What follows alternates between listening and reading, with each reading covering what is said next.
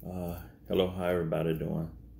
I just want to post a video on the YouTube page. I was talking about working with a 2009 Kia Borrego. It's an LX edition. Had a 3.8 liter V6. Had to give it up, y'all. I put a lot of time, a lot of effort into the vehicle. And it had all these codes saying engine misfiring, and I replaced everything. Everything you think I replaced, and I did, except for the engine itself. But so I got to the point down to when I did the spark plug, the car packs, sensors, fresh oil change, of course. Just did a lot of work on it, and it was saying engine misfiring, so I'm putting other stuff here and there, and then I was like, maybe it's a fuel injector. So once I got to replace the fuel injectors, then all of a sudden, one of them was leaking. So I was like, oh man. So I took my time and had to research and troubleshoot which one was leaking, replace the O-ring with that one. And of course, the parts you get for the Kia Borrego, if you have one, is extremely hard. I had to get a few filters / pump from like China, and it took like, I said maybe a few weeks to a month for me to get it. And I asked just for trying to get an O-ring or just one fuel injector because the one was leaking. AutoZone said they had one. It was for the V8 version, just one fuel injector. I'm like, that ain't gonna work. So luckily I had one of the old fuel injector that I took off, and I used the O-ring from that and put everything back together, and the codes were gone. After everything was good. So I drove around town, put maybe about 10 miles on there. Everything was just good. No codes, driving normal. But the next morning, me and my kids went to town, went to get a haircut. And all of a sudden, the thing just driving. Because up here in Kansas, man, they got like 75-ish, the speed limit. So you can get out there and ride pretty good. So, and it was early in the morning, so we were just trying to get down there and get our haircuts. So just riding about a good, maybe 15 miles. Thing was tapping a little louder and louder as I go on. I was like, man, so I made it to the AutoZone. And that's pretty much was the end of it.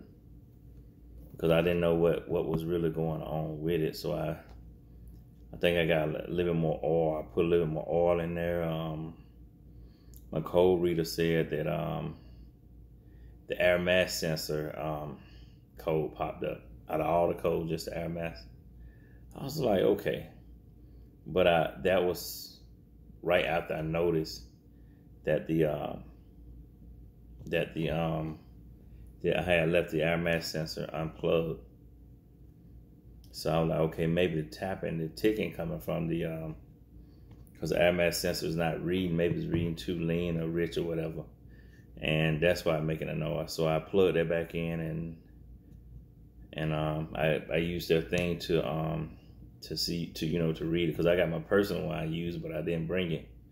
Other than that, I would just erase the code, but I hooked the battery terminals, and I put them together to give about a good 15, 20, 30 seconds, however long it takes to let it reset, So then I put them back on the battery, put the timer back on the battery, but the code was still there and stuff. So, and the tapping was still there. That was that main thing that got me. So I tried to head back to the house, and the tapping got worse. And then it seemed like the chain belt, the timing belt or something broke on it.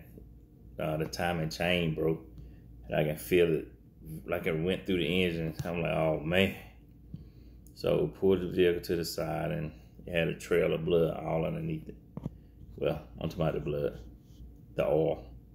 So after that, I was done. I bought it from an auction, knew nothing about the vehicle, and I don't think I'll never buy one again. Matter of fact, I know I ain't gonna never buy another one again. So that Kia Borrego.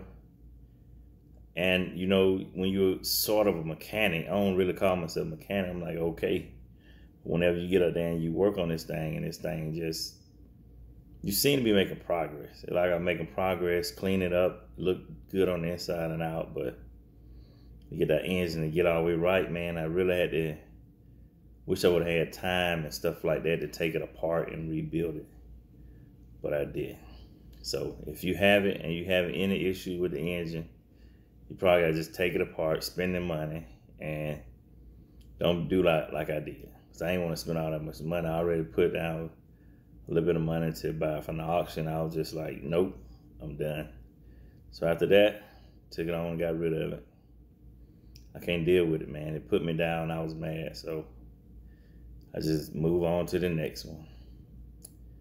So, but this thing had like all the codes you can think of. Position 1, bank 2, bank 1, position 2, all types of crap. Engine 1 not misfiring. Engine 2, engine, just like how many, man? I said probably had about 10, 12 codes that popped up there.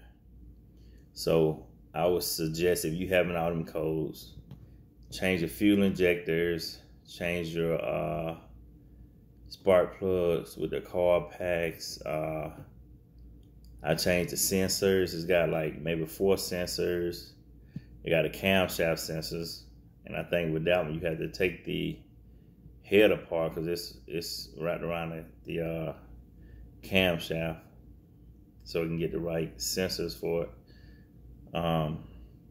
After that, man, I just put too much money in it.